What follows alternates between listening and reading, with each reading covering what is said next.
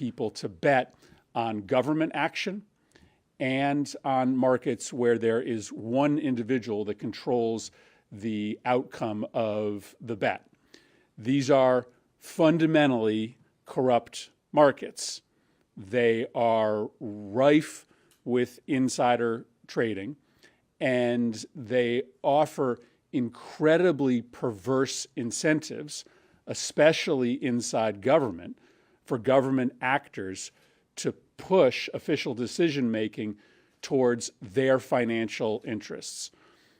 I want to give you maybe the most stark example. A foreign government, $500 million, paid in secret, directly into the president's pocket, and then he handed them our national security secrets. That's not a coincidence. That's a transaction. Murphy's been tracking this since day one, and the record keeps getting worse. Hit subscribe, because now watch how this money moved. Of why this legislation is necessary. Right before the U.S. attacks on Iran, there was a flurry of activity on Polymarket. In fact, the day before the strikes began, there was a series of very specific bets that were made. These bets guessed, put money down on the United States attacking Iran the following day. Now, this was not a frequent bet that was made on Polymarket. It was, in fact, a very exceptional day where there were many bets made on this specific prediction that U.S. military action against Iran would occur the next day. Those bets paid off to the tune of over $100,000 at a minimum for each of the individuals who placed those bets. Most of those accounts were set up on the day that they made those bets. It seems pretty clear what happened. People inside the White House or very close to the White House with knowledge of the attack that was imminent cashed in. It is allowed for these prediction markets to allow for bets to be made on such consequential questions like war and peace. And so our legislation is pretty simple.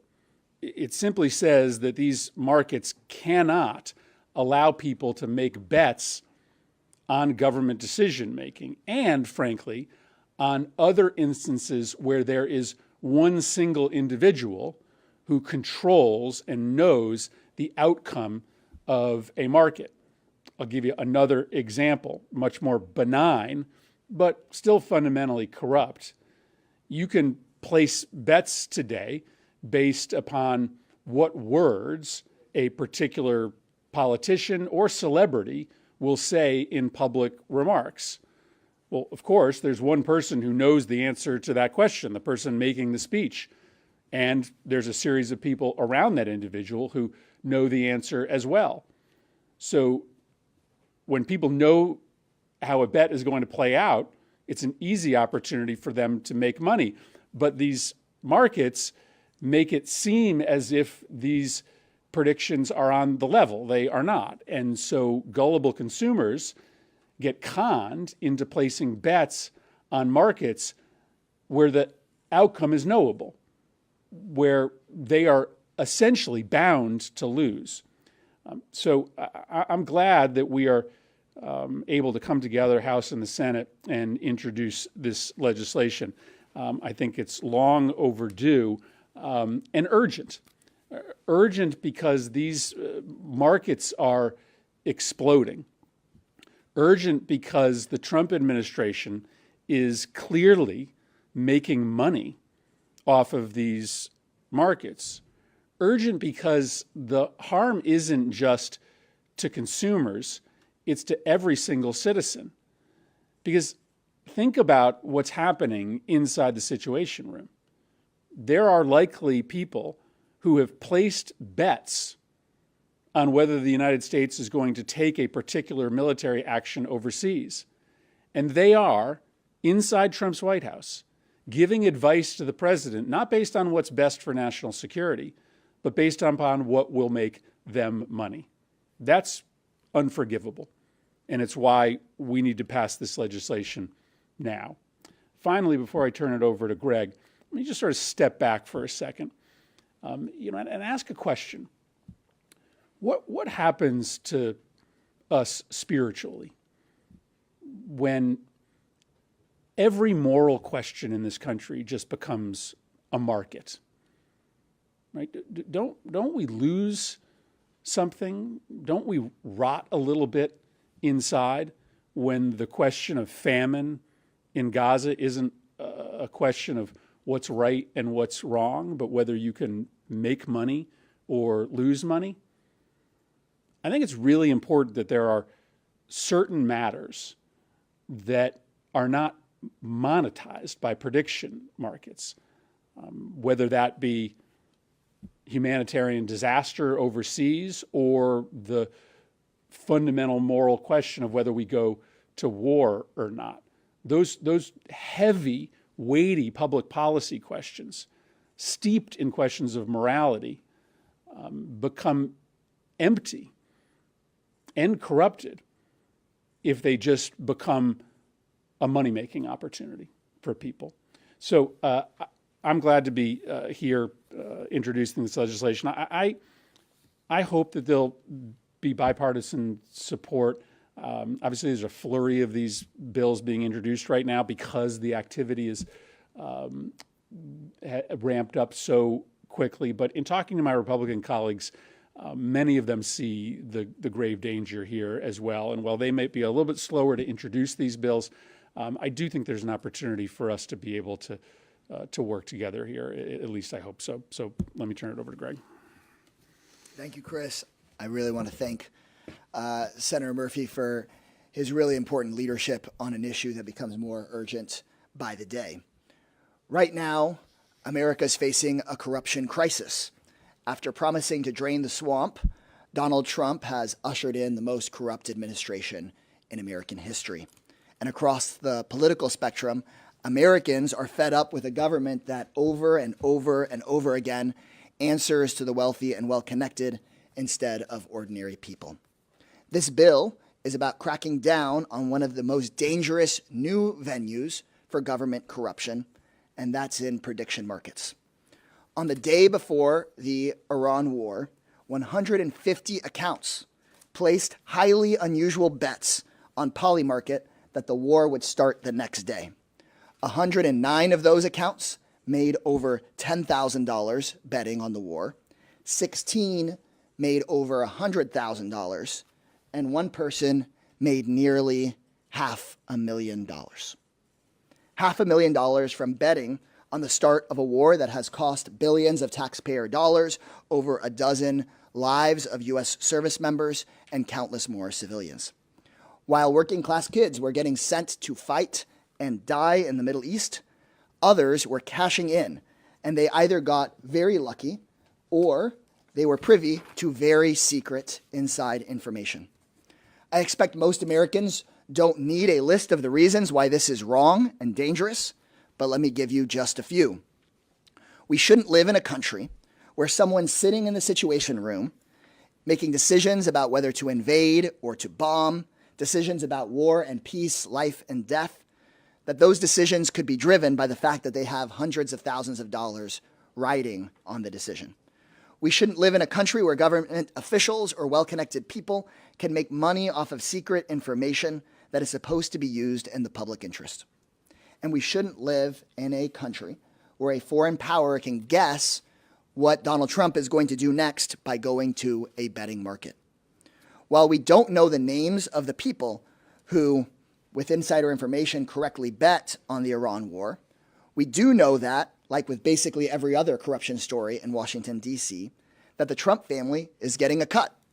Donald Trump Jr. is an investor in Polymarket, a paid advisor to Kalshi, and he's starting to work on Truth Predict, the Trump's very own corruption machine in prediction markets. Needless to say, I don't think this administration is going to be cracking down on this form of corruption anytime soon, since they're cashing in on it. The potential for corruption in these markets goes well beyond wars, and so does our bill. No one would join a poker game where one player gets to know what's in every other player's hand. No one would sit at a craps table where one player gets to pick how the dice land. But that's how many prediction markets today work. From the Super Bowl halftime show to the length of a White House press conference, people are allowed to bet on events where someone knows and already controls the outcome. And when that happens, these markets become just another avenue for the powerful and well-connected to screw over everyone else. If you bet on who's performing at the Super Bowl halftime show and lose your money to someone who controlled the answer, you're getting ripped off. And the people at the very top are making money off of it. And that's wrong. The CEOs of this company have made clear that they want to go even further, to an America where the entire country is a casino and the rich and the powerful always win. Congress must act before we get there. I want to thank Senator Murphy again for his great leadership on this issue, and my House colleagues who are helping co-lead the bill with me, Gabe Amo and Yasmin Ansari. Thanks so much, and I'll turn it over to you, Chris, or to y'all for questions. Questions? Yeah, go ahead. It's pretty well documented what online gambling is doing to Americans' wallets, especially young men. So why limit this to corruption or manipulation? Why not just ban it outright? So there are a number of different pieces of legislation that are being introduced as we speak. I hope that we will take a comprehensive look at the way that prediction markets are rigging our entire economy and government action. So I know there's legislation that will be introduced to restrict prediction markets in sports betting. Senator Merkley has legislation that would restrict the way that prediction markets can offer bets on elections. So I think there'll be a suite of pieces of legislation that will allow us to take a more comprehensive look. For my part, this bill doesn't cover the waterfront in terms of what is concerned. Let's be precise about what just happened. UAE puts $187 million into Trump's personal company in secret 4 days before he takes office. Trump then sells UAE the advanced AI chips that every previous president, Republican and Democrat, refused to hand over. His own national security team said, "Don't do it." He did it anyway. That is the pattern of a bribe, not a theory, a documented sequence of events, and it gets worse. The same week Murphy was laying this out on the Senate floor, Trump's prediction market insiders were already running the next scheme, betting on war. Here's what the record shows. A foreign government secretly paid Trump $187 million. They run that business in coordination with the Witkoff family. The Witkoff family, of course, headed by Steve Witkoff, who is not coincidentally the president's chief Middle East advisor. The company that made the investment, that took this 49% stake, is backed by an individual named Sheikh Tahnoon bin Zayed Al Nahyan. That's UAE's national security advisor. But he is also deeply embedded in a number of very important companies that dole out investments from the United Arab Emirates.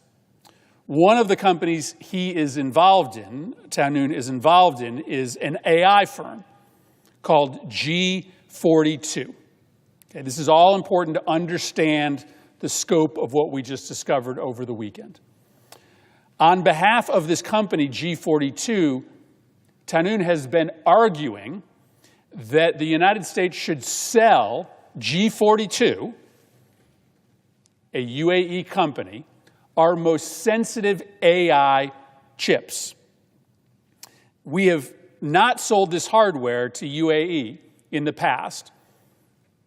Both Republican and Democratic administrations, both Republican and Democratic members of the Senate, both Republican and Democratic members of the House. Trump then handed that government technology every previous president had refused to give. At the same time, someone close to this White House was making money betting on the exact day America went to war. And Trump Jr. is an investor in the very platform those bets ran through. None of this is alleged. It's documented, it's on the Senate floor, it's in the Wall Street Journal, it's in blockchain data. The White House called Murphy's accusations baseless. They have not explained the timing. They have not explained the secret deal.